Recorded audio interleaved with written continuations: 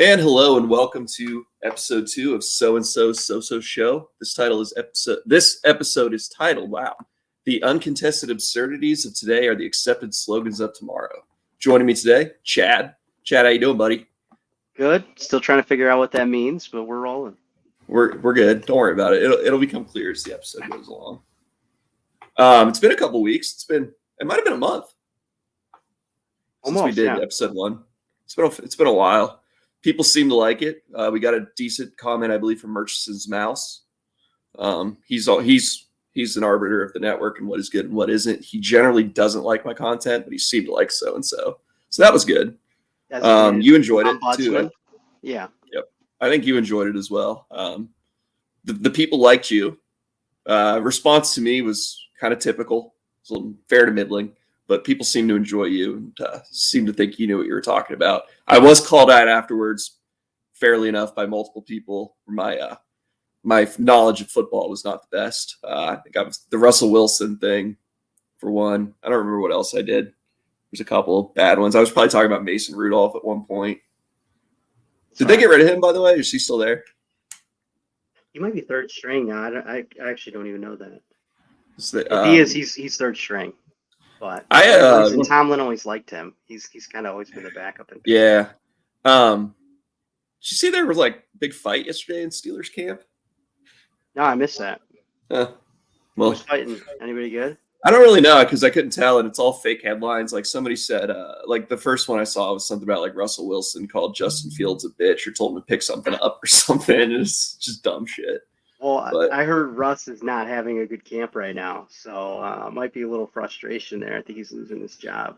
And our boy Diggs has already been starting fights in Texans camp, allegedly. So saw that. Not also sad that the Bills moved on from him whatsoever. Nah, he's kind of a cancer, I think. Yeah. So, and then have you seen Aaron Rodgers and Garrett Wilson? They've been like jawing at each other. I think they're going to go for like 1,500 yards this year. They're like best friends, though. Yeah. Yeah. No. I think they're just trying to get it perfect. So perfect. You can tell it's just competitors right there. I'm kind of excited to see Rodgers back. It's been a while. I am too. I'm not sure if we'll do division winners or whatever, but I obviously hope the Bills win the division. But I believe the Jets could actually win that division if Rodgers is healthy. What they did last year with that defense, and like they're trotting out Boyle and like Zach Wilson, and they're still winning games, like holding teams to like 13 points or less. Yep. If they get anything out of Rodgers, they could be a dangerous team. I absolutely agree with that. But then again, they would probably be pretty terrible if he gets hurt again. So yeah, I don't know what they have a quarterback behind him. So I just lost what I was about to bring up. I had something relevant too. It was going to be good. Was there a Marshall introduction video coming here? I don't really. No, I don't have any videos really today. No, we're just going to kind of talk. Yeah, I got nothing. I got no Trump. No. See Kyle Rittenhouse like disown Trump today or something, which I was like, okay, whatever. I don't understand why people liked Kyle Rittenhouse. I think he's like going to write in Ron Paul or whatever, which is like, yeah, okay, that's great. Who gives a shit? Like, I mean, Ron Paul's the man, but who cares? Yeah, okay, that's fine. But Ron Paul, like, I'm surprised he's still alive, to be honest with you. He's got to be like 100, isn't he? He had a stroke on his podcast like 18 months ago or something, like a little shy of 2 years ago. I was actually watching his report, and he had stroke mid-podcast. I had one of the Love Revolution shirts in 2008 for Ron Paul. I was a big Ron Paul guy. But like my point with Rittenhouse was Rittenhouse has always been an idiot. He shouldn't have been there at the whole. Is he even 21 yet? Like, why do we care? I don't know. I don't know why anybody gives a shit. Yeah. And also, he's the dumbest fuck in the world. I would have taken that money, and you would never heard from me again. Right. Like, dude, I think being in the spotlight didn't really work out for you there. Like, just. So, he has nothing to offer. He doesn't have any talents. But anyway, I saw he got he was dating this shit. Yeah, he was on there with his hot girlfriend or whatever, and he thinks he's an influencer now or whatever. So he's a fucking prick, is what it is. I mean, he's not a good person. The people he killed were bad too, but he's also he shouldn't have been there either. Justified kills. Yeah. Let's talk a little White Sox trade deadline because you were going fucking crazy last week. A lot of angst. A lot of angst coming from you. Then you sent me one of the craziest clips I've ever seen in my life, which I actually should have had that pulled up to maybe play. I could do that.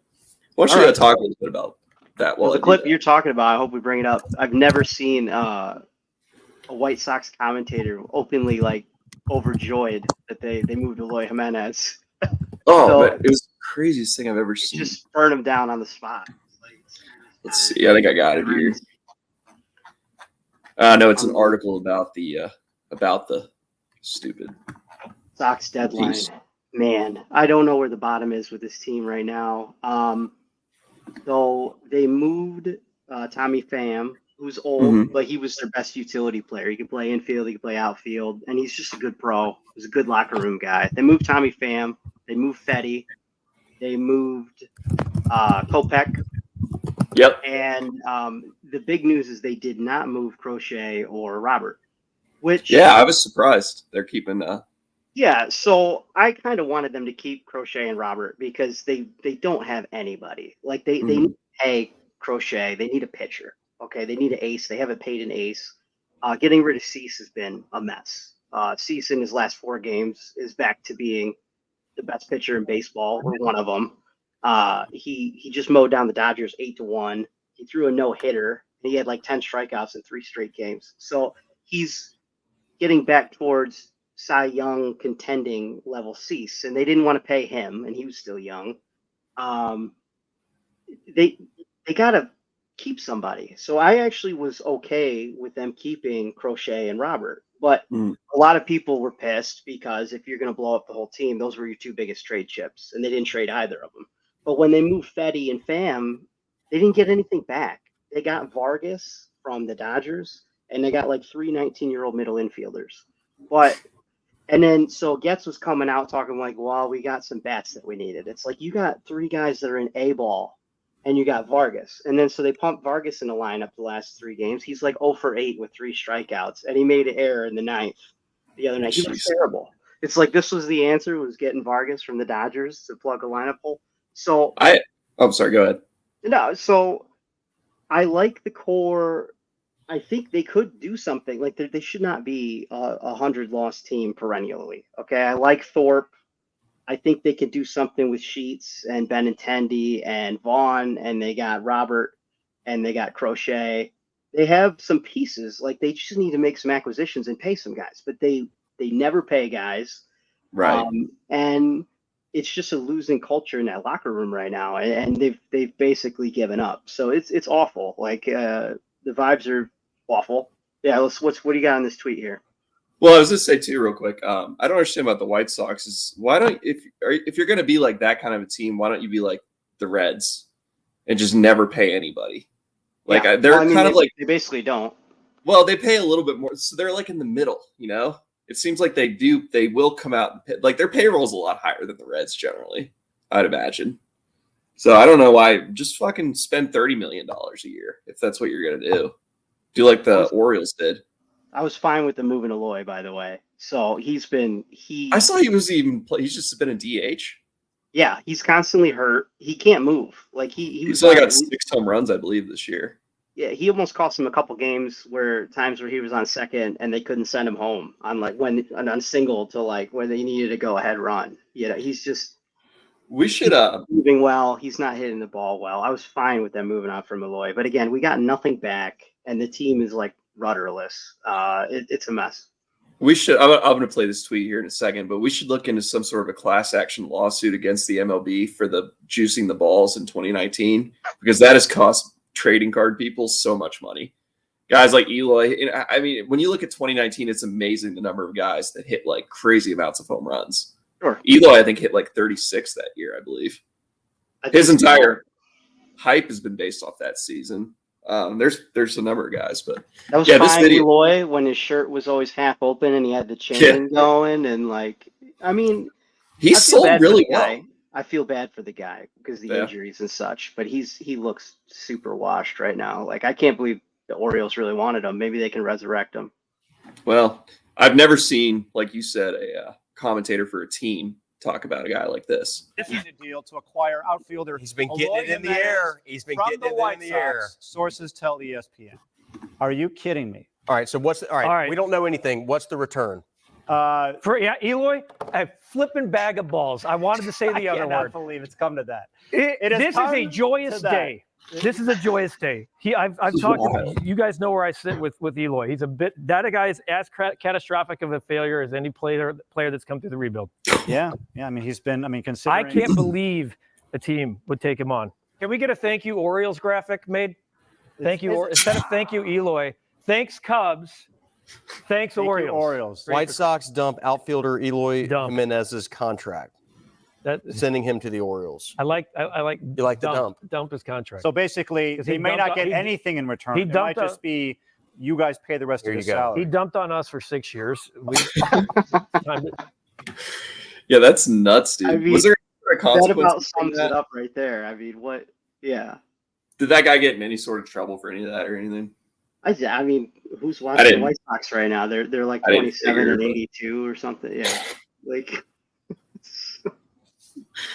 If anything, that's getting them some clicks. So right, promotion. Yeah. What was I say? So how much? Robert's still signed through like the next 10 years, isn't he?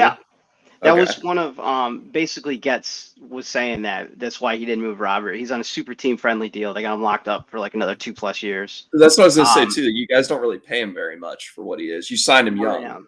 Not right now, exactly. So I don't know if they can. They need to be active in free agency. They need to get a couple players. I don't think they're that broken. Like but the organization looks like it's that broken.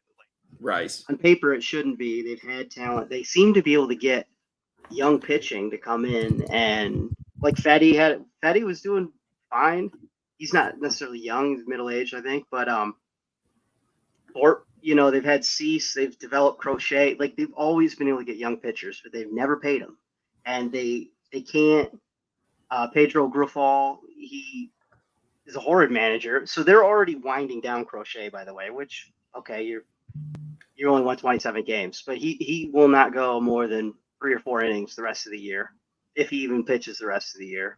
So he came out before the trade deadline and was asking for an extension, and that kind of killed his trade value, if you will, or his agent was out, chatting, and it kind of muddied the water a bit by the deadline. And that was a big to do. So you're not pitching them because you don't want to, and you're not extending them. Like I don't, and they didn't move them for a huge load of prospects. Like there's a lot of teams that needed a pitcher like that. He's leading the AL in strikeouts, where he was. Just completely mismanaged across the board. You either got to load up or you got to pay him. Did we mention that Cease threw a no-hitter? Yeah, I mean he looks fantastic. I mean, they moved Giolito, who's a quality starter. Giolito blew his arm out this year. I feel bad for the guy, but I was fine with them moving Giolito. He's old too. Yeah, and so they moved Kopech. So again, Kopech, okay, so they moved him to the closer this year. He was a middling to terrible starter, and he had some flashes as a closer this year, but he blew a bunch of saves. But now they're closing with Peralta. The other night against KC, Peralta comes in and gives up four runs in the ninth to completely blow that game. They have nothing right now. It's I don't know. I don't even know if they're going to play the last 50 games of the year. They might just forfeit. I don't know. I actually do have Marshall news. It's bad Marshall news though. Let's hear it. Luke Pennington, the son of Chad Pennington, committed to Dayton today. University of Dayton Flyers. Fake news, or is this real? No, it's the first offer he's ever gotten. So he committed. This is not Cole. I'm sorry, I was thinking Cole. No. You still have Cole. Okay. This is the younger brother. This is the weird thing. He's only a junior, and he's going into his junior season. He threw, I think, 50 touchdowns, no interceptions last year in high school. I have to think there's better offers coming. Right. That seems a little premature if you're throwing 50 tutties. It's really weird. I think he got the offer like 2 days ago too. And then and Chad retweeted it and was like, can't wait to see you in Dayton, son. And I'm like, that's wild. It seems I don't know that the University of Dayton gives scholarships in football. They're 1AA, but there's a 1AA conference that doesn't do scholarships. That might not even be a scholarship school. To be fair, though, does it actually mean anything to commit ever? Like, they can change their mind tomorrow. And like I said, he's got 2 more years of football to play. Yeah. So I thought he was good. Now I did see he's smaller than his brother. His brother's more like a traditional. He's like 6'2", 6'3". He's a bigger kid. Luke's only like 15 or 16, but you can already tell he's just not going to be as big, I think. Okay. But I don't think he's going to be small enough that he's only going to be able to play at 1AA level. I think he'll get better offers. So especially if he's throwing touchdowns and no interceptions. Like, I don't care what level you're at, even. That's not bad. And looking at and like looking at his teammates, they get good offers. They'll get D1 offers and stuff. So he's not playing at some, Little Sisters of the Poor or something. So, but that kind of bummed me out. Not gonna lie. Maybe they got some money going over there. You don't know. Maybe Dayton broke out the checkbook. Like, I really thought we were gonna lose. Like Luke Pennington would go to like Louisville or something. Like he was gonna get offers like that. So he might still. Who knows? If I were, who the fuck am I to even talk about this? But if I were advising him, I'd tell him not to commit this early on in the process. Do we know he's not just trying to drive up the price and he's still going to end up at Marshall like the rest of the Penningtons? I hope so. I really do. I'd love to go from Cole to Luke. That'd be great. Cole's going to be the starter this year too, guaranteed. So if your name is Pennington, you could start at Marshall. That's right. Yeah. Cole, hey, we were talking about this in the chats. Cole might be the last guy we ever have that goes to Marshall and spends his entire career at Marshall as a quarterback. That might just not be a thing anymore. I don't think it's a thing. Yeah. We just picked up a new quarterback transfer from this kid's name's Stone Earl, and he transferred back and forth between Abilene Christian and North Texas like twice or 3 times. And then he got beat out by that kid who's at UCLA now, I think. Okay. But anyway, so he just transferred. He showed up at Marshall now. So I don't know. That makes me a little nervous. That makes me think that we're not liking what we've got on campus and we're trying to find more arms. But what's the vibes over there with Marshall this year? Like, we have no idea. No, teams all transfers, and the way I was kind of thinking about it the other day with football, especially at our level where we don't have money, it's just going to have to be it's going to be like Christmas. Like some mornings you get socks, a t-shirt, other mornings you get a bicycle or an Xbox or something. Like I think that's just going to how it works out. So I don't know. Kind of bummed out, but it is what it is. I miss the BCS era. Yeah, personally. Any chance we can bring like Leftwich back to like run the offense, or like we need to get some booster money involved here? Like, if I were Leftwich, I would not do it. And, I mean, I would. I'm sure he's got a nice NFL gig. Potential. Yeah. I don't think he's working right now, is he? I think he got fired last year. But I'm not up on that. But he'll work again. Obviously, he's like 40 years old. I think he was working in Tampa last, wasn't he? I think he got fired at the end of the Brady era. I don't know if he even made it. I think I don't remember if Brady fired him before his final year, or if he got fired after Brady's final year. I don't remember, but he's not there anymore. He was an Arians guy. Leftwich. That's where he all kind of came from. The vertical passing attack of Bruce Arians. Yep. No risk it, no biscuit. That's right. You said Bobby Witt's hitting 483? Yeah. Yeah, he hit 483 in the month of July. I think he had like 44 hits out of 100 at-bats or something. He came up briefly on the Kirk Minahan show like a couple weeks ago, and Kirk was like, Bobby, like the relief pitchers kid? It was kind of made me laugh. It's like, yeah, he's really good.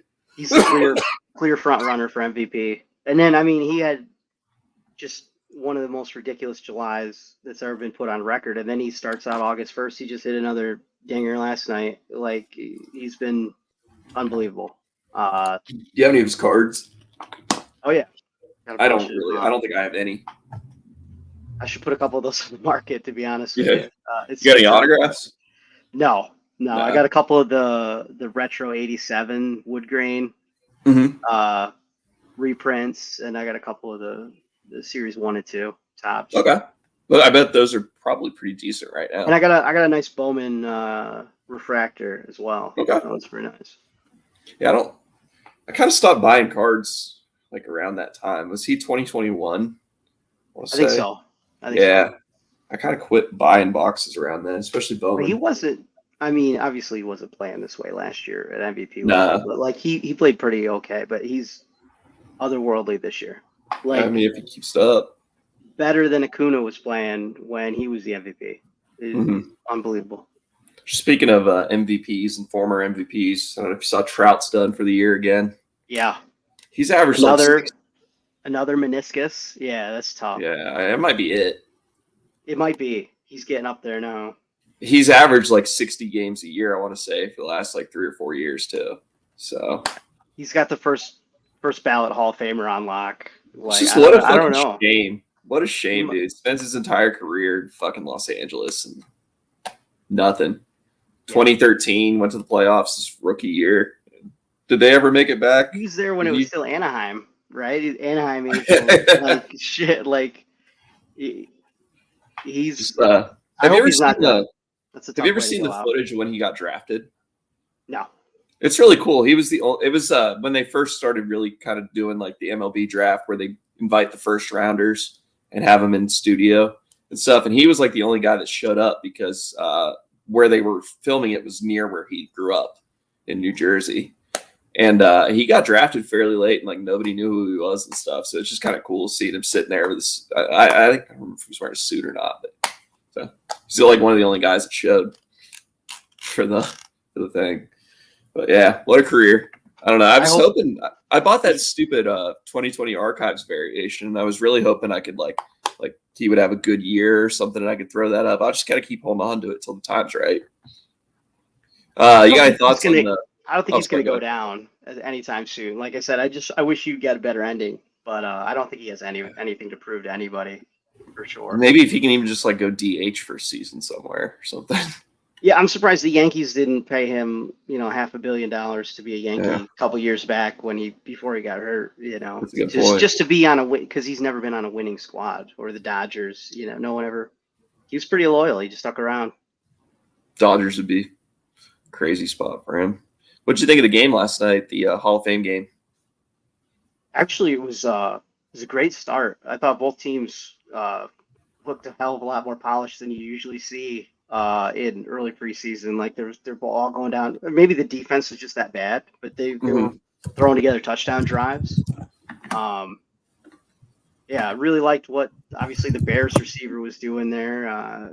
Johnson, I think it was. He's like 6'6". He's looking like he could enter the back end of the wide receiver 4 or 5 conversation. He was going up getting balls. Rippin looked great. He liked him. He had 3 touchdown passes, I believe. He looked sharp. He might be coming for Bajent's number 2 job. What'd you think about the kickoff, by the way? I know you had some thoughts. I don't like that. I don't. No. So I watched I didn't watch the XFL this year, but I'd been watching all of those sort of leagues the last few years. And it's not football, in my opinion. Like it's sort of like it's cool, but it's like, well, it's going to result in more returns and stuff. And I'm like, yeah, that's fine. But all it does is it negates the speed on the field and kind of, it's almost like the pickleball-ification of the NFL, where they're, like pickleball, no matter how hard you hit the fucking pickleball, it kind of goes the same speed. It's an equitable sport. Everyone has a chance in pickleball. That's kind of what they're doing with the NFL. I don't like that. I hate the fucking onside kick rule. Yeah. I despise that rule. Just not a fan. What do you think? It was a weird dichotomy for sure with you're enshrining Devin Hester, which shout out Devin. Yeah, Hester, and then you bastardized. Here's like the greatest game-changing return man in the history of the game, and oh, by the way, here's the return that'll never happen again. Yeah, that's a great one. I didn't think about that. It was a bit strange, but good for Devin Hester. Oh yeah, great dude. He was a great Bear. And so he and the defense, I think, did 90% of the scoring on that. I think they lost to the Colts. That was Peyton Manning in the Super Bowl. Mm-hmm. But, no. Was that the one where it rained like crazy? Rex Grossman and Kyle Orton were like the QBs for the Bears. And all the offense was either defensive touchdown or Hester, like on special. Right. Hester had a lot whole year. That year. Yeah. I mean, he's probably the greatest kick return guy of all time, in my opinion. He has to be up there. He's definitely the best I ever saw. Dion had a couple good years where he was electric like that. Yeah. I was going to show this real quick. This just rubbed me the wrong way. This is what's his name? I don't like the kid. Jesus, Williams? Caleb Williams. Caleb Williams, yeah. He's announcing that he got a bonus to his teammates. Where is it? Here is it. Caleb Williams went to USC in Oklahoma. Horns down still. Fight on. Yeah. And my signing bonus is 25.5.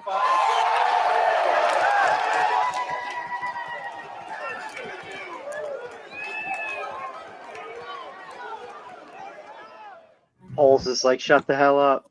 I mean, I guess like they were probably all doing that. I didn't watch the show.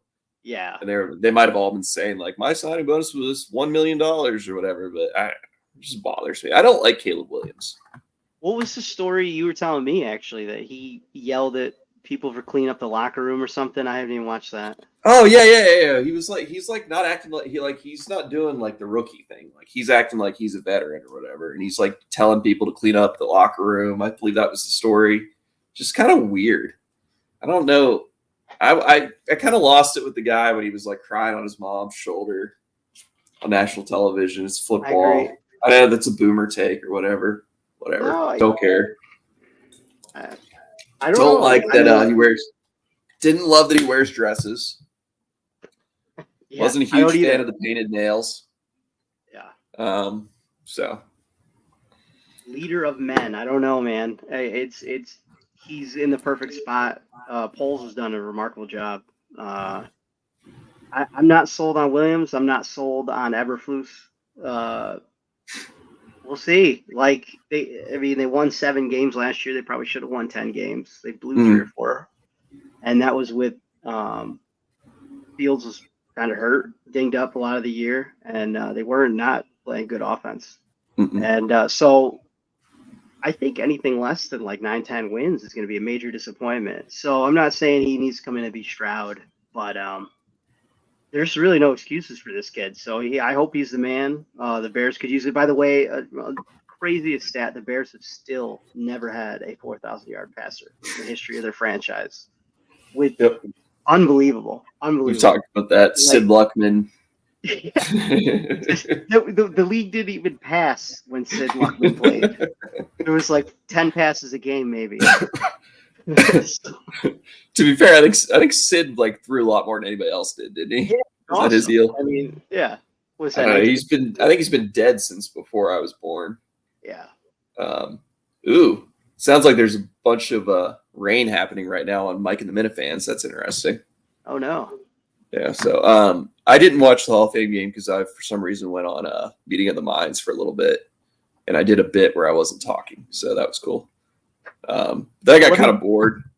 Finish that thought though. The both the Texans and the Bears should continue to make strides this year, and they both looked really well run for a first preseason game. Those games are usually unwatchable, and that was a really entertaining game. Actually, it's a great start. I hope the rest of the teams come out that sharp. That was impressive. The Texans are very impressive with yeah. So. Just read one of your notes, made me laugh. What's that? Yes. Well, if you want to talk about the Olympics, your note on the boxing made me laugh. I guess it has come out now that this person is intersex or whatever. Like it sounds like they have what do you call it? Where you can't really tell what their parts are. Like but I don't. It seems weird that they have testosterone or whatever in their boxing. And the number one most important thing is I wasn't able to place a bet on it through DraftKings. Yeah. I was not allowed to. I could bet on any boxing event in the Olympics except for those 2 women's events. Yeah, I saw the odds on that a couple of weeks ago, and then it went fast, and they immediately blacked out that. Because I was going to put a lot of money on it.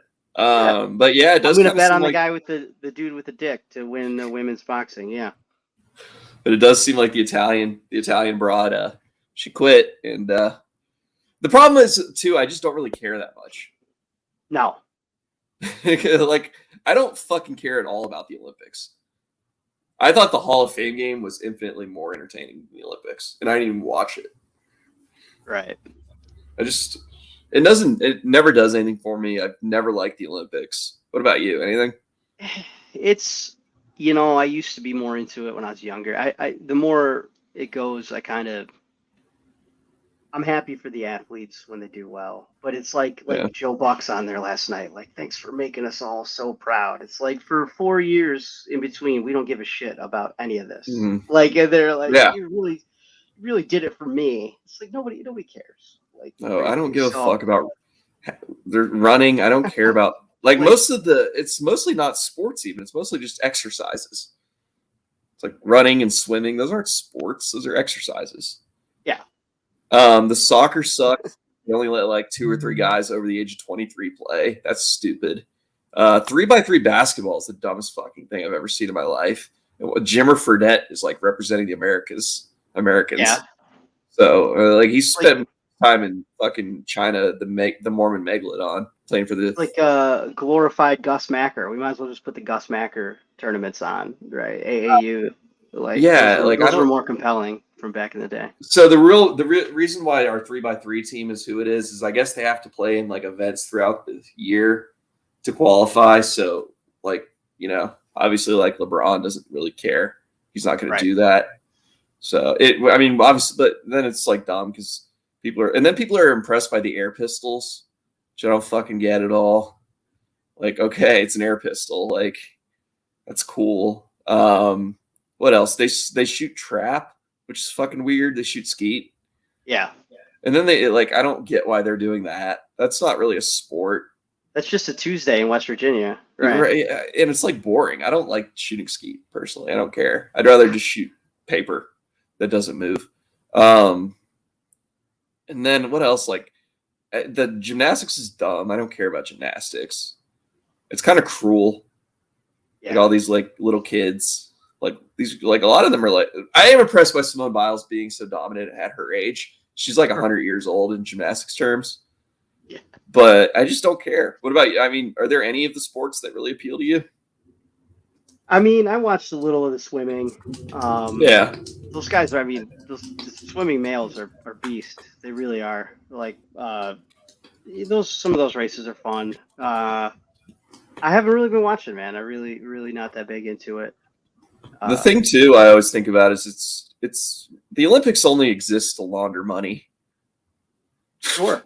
And to like graft. Like it's all just like big contractors and everybody's getting paid.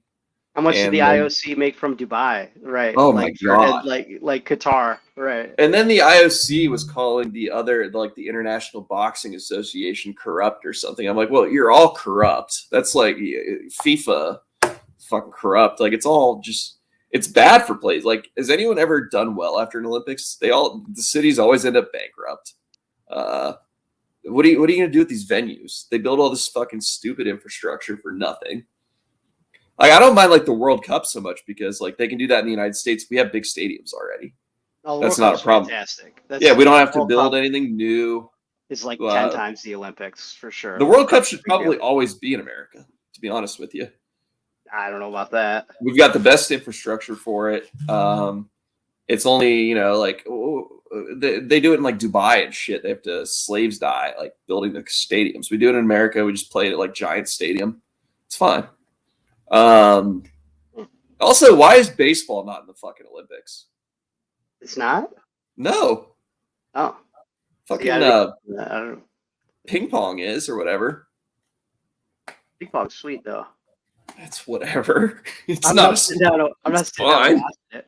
They have got quite a few new sports in there. I think my brother was looking for he's a big skateboard guy, so he's watching some of the tell me about the new events. And then I think they have like battle kayaking or something, like full contact kayaking. So we're just making up games. That's another thing. We're making up sports. They're literally just like making up new shit now. Yeah. Yeah. I would rather watch the Special Olympics. Not even close, honestly. Watch Kill Tony. It's been the Special Olympics for a couple weeks now. Is that all the? I got to start watching that. I saw some clips where Tony was just like destroying people that came on and bombed, and I really enjoyed that. I think I actually would like that show. I didn't think I would like it at first because I don't like the format. I don't think, but I'll give it a shot. It just turns into a roast. It's worth it. I'm usually strapped in for Kill Tony on Monday nights. Actually, it's been pretty great. Yeah. We'll do since we're on those subjects, we'll do a quick little bit. This is more of a sporto show, but we'll do a little KMS real quick. Coleman's out. Mick possibly in. We're hoping, man. I don't know about you, but I'm Team Mick all the way, dude. I'm Team Mick all the way. Unfortunately for Mick tonight, his cousin Christian fucking abandoned him to be with his broad. So Mick, classy guy that he is, he bought 2 steaks, one for him, one for cousin Christian. They had plans. They were going to bro out, probably go down to the basement, record a pod, and cousin Christian is he's what do you call it? Pussy struck? Yeah. Yeah. Construct. So, yeah. So construct. So bros before hoes, cousin Christian. So is Mick's still on the carnivore diet, right? It seems to be, yeah. Mick's been in the studio producing since Coleman's been out. He's doing a great job. He was in today. Got a nice got a crew cut. Looks good. He's looking good. I'm a big Mick guy. Mick, man. Shout out to Mick. Absolutely. Shout out Mick. I loved his original rants back in the day when. Oh, dude, he's still on fire too. Free. He's still on fire. He was so Coleman was late to go to Canopy Park Lake, which is or Canopy Lake Park, which is like a theme park up there in New Hampshire. And Mick blames Justin for not breaking into Coleman's apartment to wake him up. Mick believes that Coleman should have waited until somebody exited Coleman's apartment, enter through the door, and then find him to make sure that he could get to Canopy Lake Park. And you know what? I agree with Mick. Team Mick. Has anybody asked Mick what he believes the reasonable rate for house sitting to be? That's what I really want to know. That was the thing about Mick is he always goes with that whole situation. It's hilarious. He left me $200. So you know what? I spent one of the $100 and I left the other $100 on the table. Fuck him. It's fucking great. But the beauty of Mick is what's going to eventually happen is Kirk's going to probably offer him the job, and he's going to be like, "How much do you want to be paid, Mick?" And Mick's going to be like, you don't have to pay me anything. And he'll never say a number. And obviously, if he doesn't pay, he'll get mad. So that's what we love about Mick, though. We need the Mick conversion tables for valuations. You know how they have the draft capital rubrics? I would love to see what Mick's perceived value of things actually is. Like at the front of all the accounting books, they've got the time value of money tables. Yeah. Mick time decay. There's got to be the only other person I will say I would rather that Lucy gets the job though, but I don't think Lucy's going to get the job. She's not interested. Lucy makes more money than the job currently pays. She's I'm sure. Already sponsored betting and such. So yeah, but I would. But I'd like to see Lucy on KMS. Lucy also called me babe the other day, so that's huge news. Why didn't we lead with that? Yeah, Lucy and I are on a good place. Some asshole told Lucy she looked old, and she took it personally. And I was like, "No, you're not old.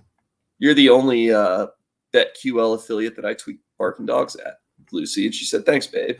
No, wait, no. I gave her I said the wrong thing, and she said, "And also, don't forget, I'm sponsored by this, babe." I was like, "Oh yeah. You said the wrong betting. I think you said DraftKings and somebody. DraftKings or something. Yeah. That was well done. He knows who you are, so that's at least confirmed. She does know who I am. That is absolutely 100% true. You guys are almost dating. About a week ago now, but the crowd strike, is that what they called it? Yeah. You got stranded in Hawaii. Yeah.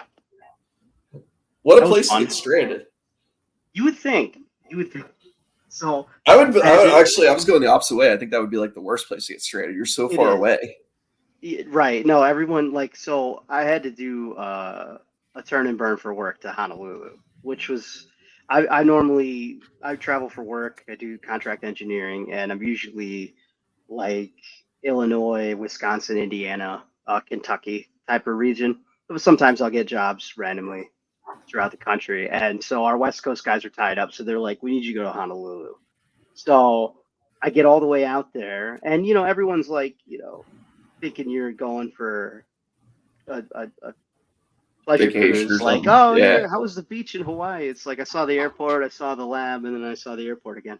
But I went down to Waikiki Beach. It was nice. I got some musubi, and I checked it out a bit. I did do a little touristy stuff, but when I landed that evening, next day I knocked out my job. But that morning I wake up. I'm supposed to fly out that night, and the CrowdStrike shit went down. And like I'm usually like 1K with United. Like I can't check in.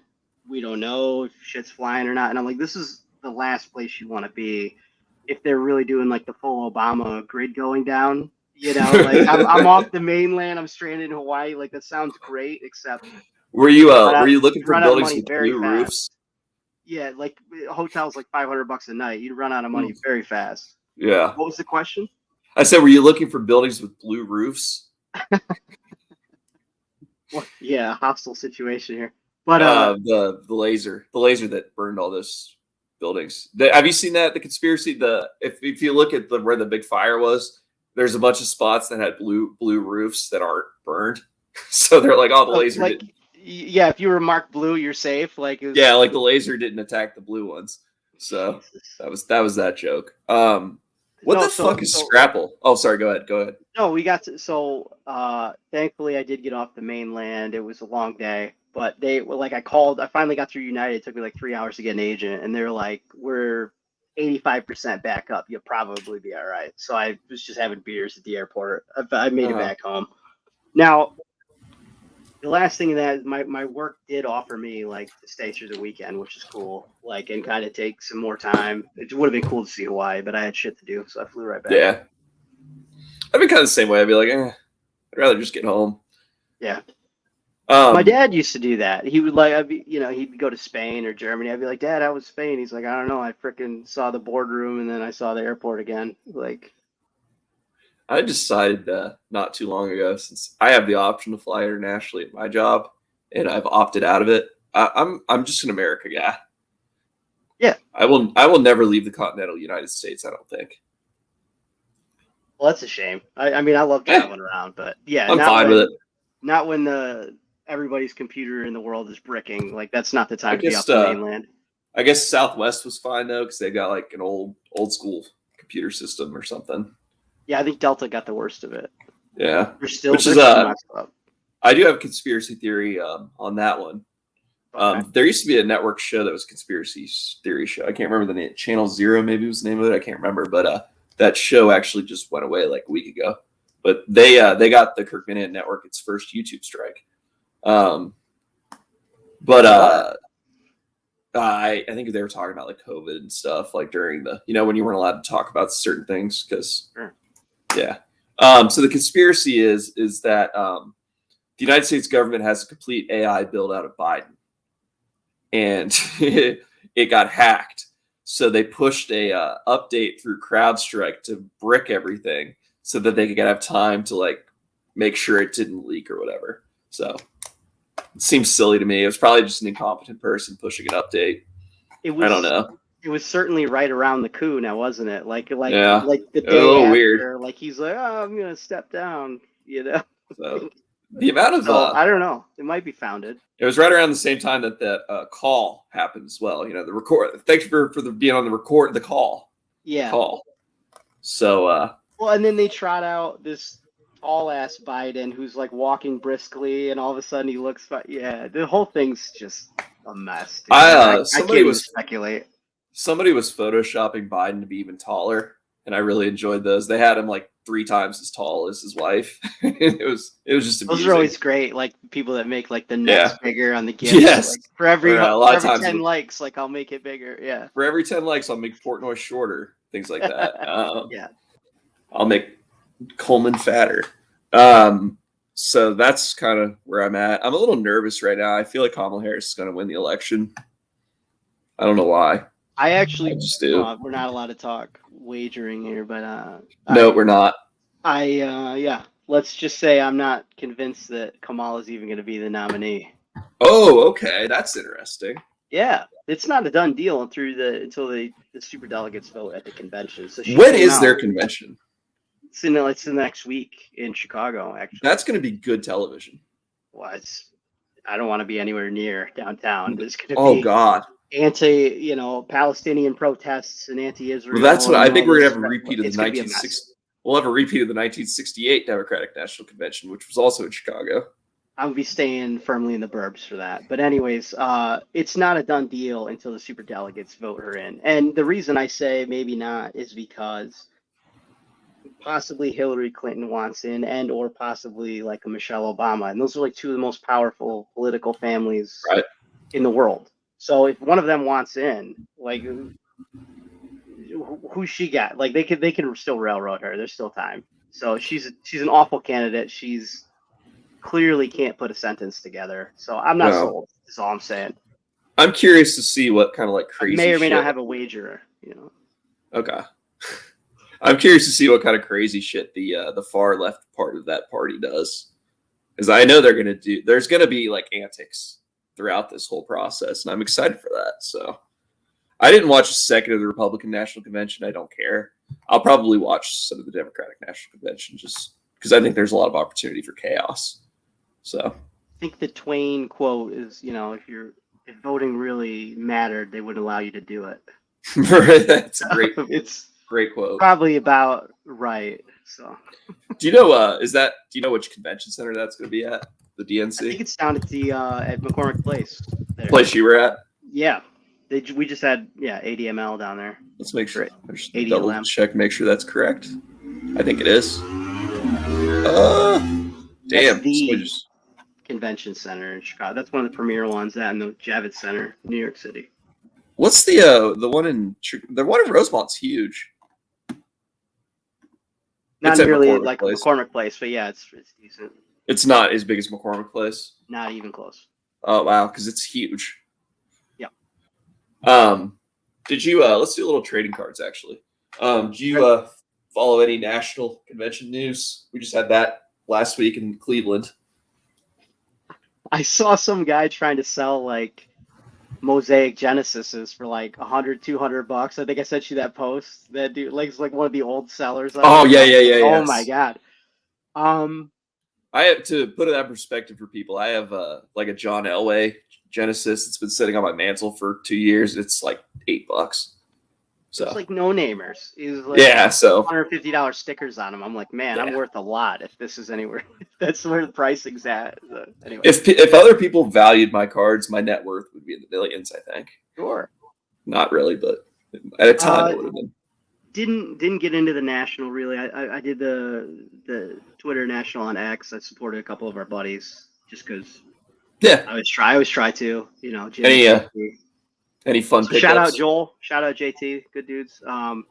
But the national is like it just is so commercialized, right? It's a big scam. You got to have so much money just to get a booth, and it's all the old hat sellers that it's marked.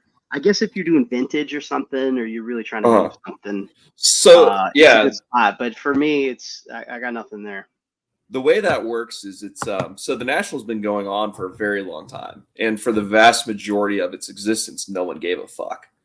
So they have a priority system based on up until 2020, you could just walk right in, right? Oh, absolutely. So basically, they have priority based on how long you've been doing it. So because there's guys who've been doing it since the 70s or the 80s, whenever it started. And like there's a lot of new guys who are like, well, they shouldn't be here, and it's like I get it, but at the same time, they earn their spots, dude. I have no problem with it. It's boring. There's a lot of tables you might as well just skip because it's like some old dude who's had the same vintage for the last 50 years. And a lot of times too, with those guys, you can tell who they are because it'll be like an old guy. He's got his vintage and his binders and stuff. And his wife will be sitting next to him with a book. And that's like a vacation for them. Like that's what they, they're on vacation.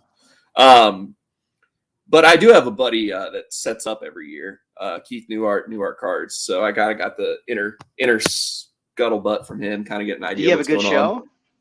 He had a great show. He doesn't buy at the National. He only sells. Yeah. Things are more expensive at the National. He does a lot better buying in his own shop back home.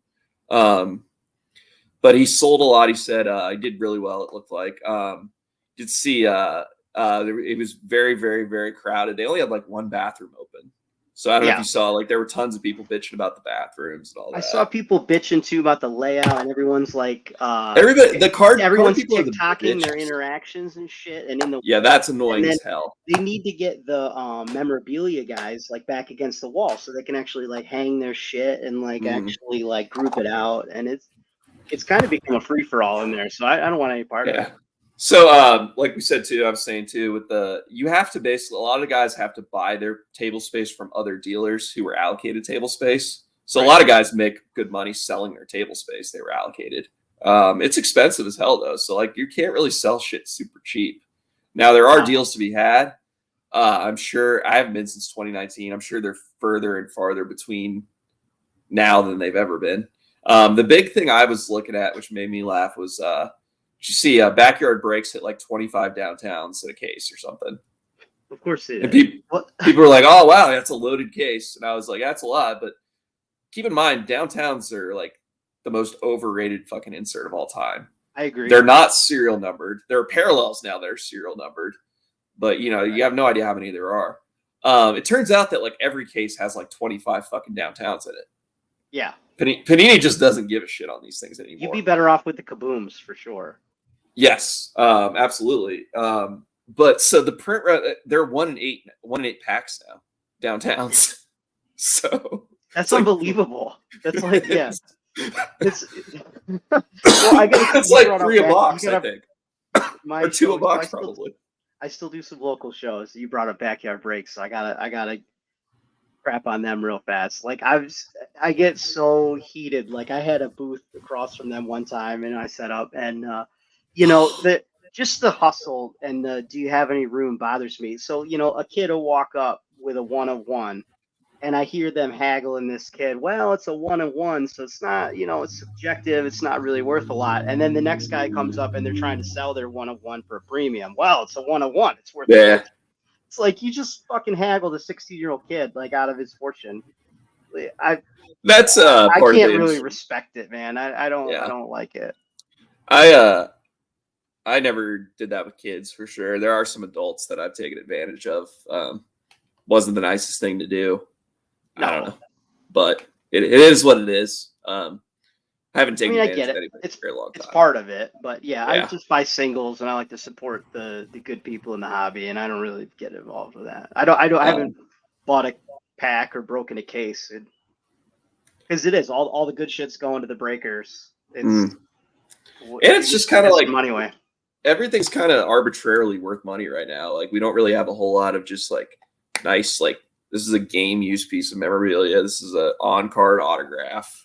You know, Did they ever even give us the Prism print runs? Like they have like 80 parallels now, and they don't even tell you the print run.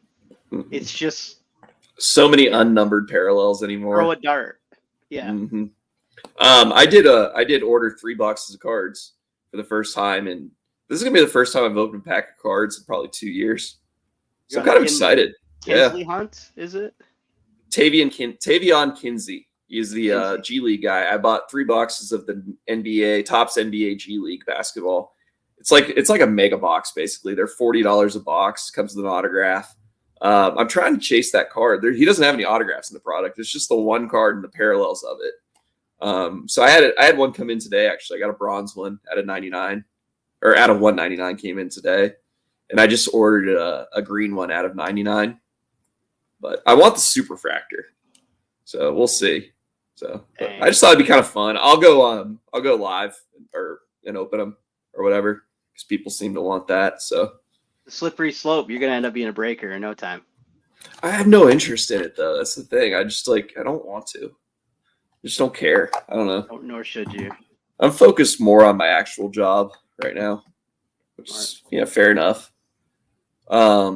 I was going to ask you, what the hell's Scrapple? And what's the other word? Goetta?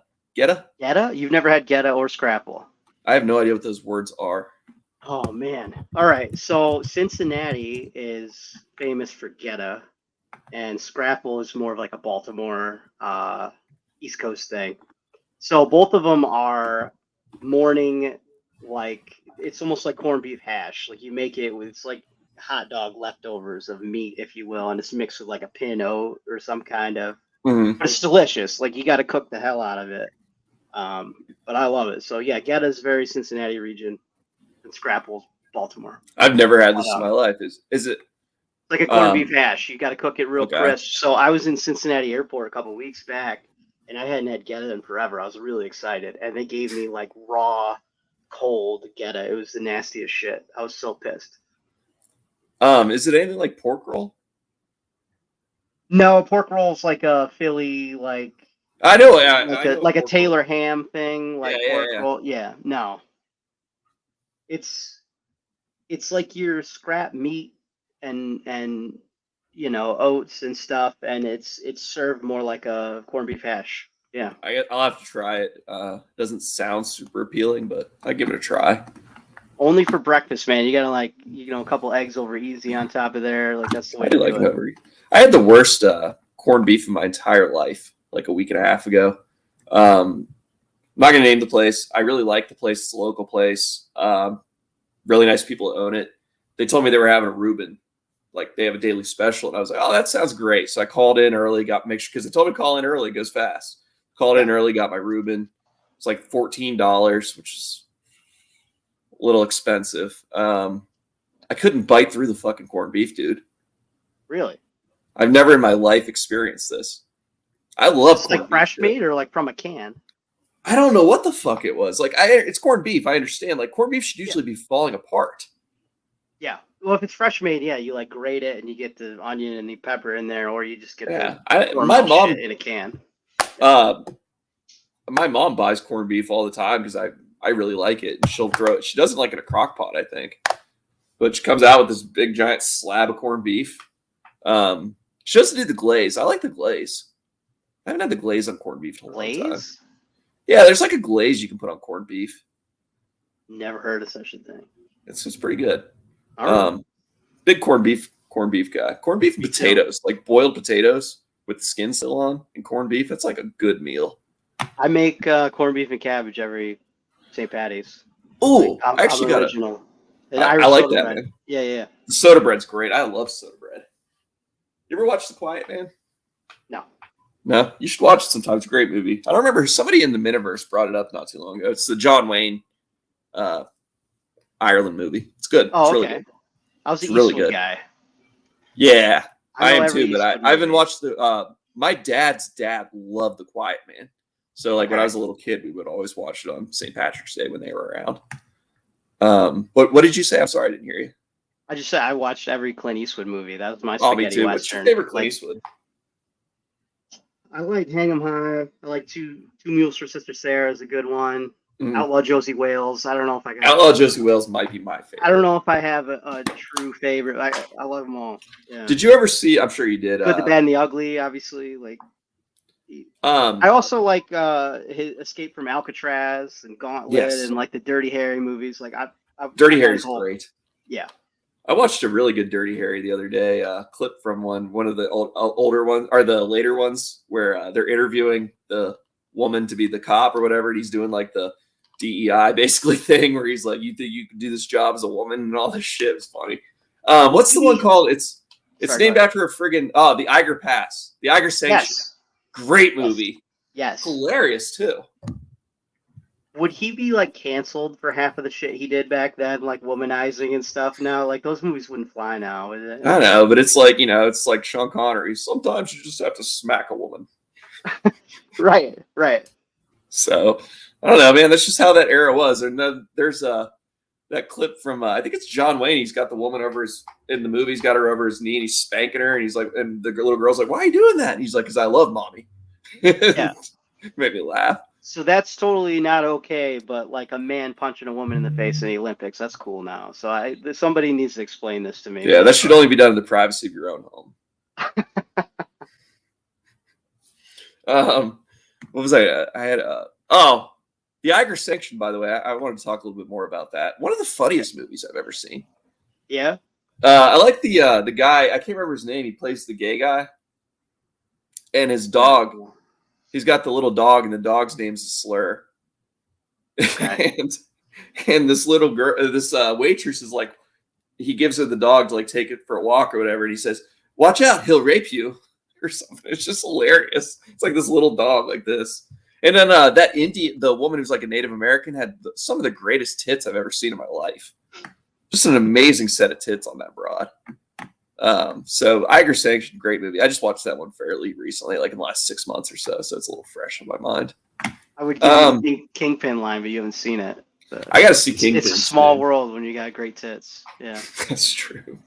I've seen that commercial part from it a million times with Bill Murray.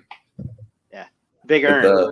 Big Earn. Yeah, I need to see that movie. Poor kids almost got Munson out there. Yeah, that's a top 10 movie easily. Kingpin. I got to see the new Deadpool too. Apparently, that's pretty good. I'm not a huge Deadpool guy though. No, I don't like Marvel that much, honestly. I don't watch any of that stuff. See if you got anything else here to talk about that I want to do. Bo Nix is starting. That's the word, actually. Yeah, they really like Bo Nix in Denver, and Russ Wilson's been bad at camp. Maybe Fields in Pittsburgh. I think Fields has been bad too, hasn't he? I don't know. He looks like. I mean, they showed him with no pass rush, dropping bombs. You know, that's he's got a good arm. That's every guy in pads in camp. You know, you see the hype videos of like everybody looks great in camp. I remember a couple years ago, I faded Jamar Chase because I bought into I saw. Oh, he dropped like crazy. He did all the drops in camp. I'm like, this guy sucks, and he came out. He was incredible. Yeah. Burrow. I don't have the camp stuff anymore. You can't. It's kind of a rope-a-dope. Was this a Burrow injury too, by the way? Or Herbert? I'm sorry, Herbert. Herbert got hurt too, didn't he? Burrow, I don't think so. Okay, just Herbert. He's still coming back from the wrist. Burrow. That's right. That was a bad injury. Yeah. That wrist injury. Plantar fasciitis. Sounds like for Herbert. Not good for Herbert. That's tough. That's a tough injury. They take a long time to heal. It lingers. High re-injury risk. What's kind of this is kind of a weird statement, but I could see Herbert possibly not being in the league in 5 years. That's crazy. I know. That's a crazy statement. But I don't know. So I got a feeling he's not gonna. I don't think he's as good as we think he is. Yeah, he is. He really hasn't been all that healthy, has he? He's had a lot of injuries for a young guy. Team's not been great, but I mean, he's got targets. I think Harbaugh can coach, so I mean that's a good point. Like I'm interested to see what kind of system Harbaugh wants to run over there because not off to a good start, obviously. So we'll see. We'll end on this. Do you have any notes from WVU camp so far? Anything? Gearing up for Penn State, man. Everything is positive right now. They look, you're hearing all the right things. So put up or shut up time. We're gonna see. They better come with it. I think I will be personally looking for the upset week 1. I think they can get it done. But they got Drew Allard, I think, or whatever, for Penn State. He's quite good. Their quarterback. We'll see. I was just looking real quick. There's no way the line's out yet, is there? I don't think so. Oh, there is an early line out, it looks like. What's the line? I mean, obviously it's around a lot of places. Looks like right now DraftKings has Penn State minus 10.5. So we can talk about this kind of gambling. We just can't talk about gambling. I'm on it. I need to get on that. 10.5's not bad. All right, buddy. I really appreciate you joining me. And appreciate everybody watching. We'll be back more regularly during football season. A lot of football season to talk. A lot of we'll have baseball playoffs coming up too, which I enjoy. So really appreciate it. Thanks, Kevin. Or thanks, Chad. Sorry, just dox Chad. And I appreciate everybody. Take care. Later on.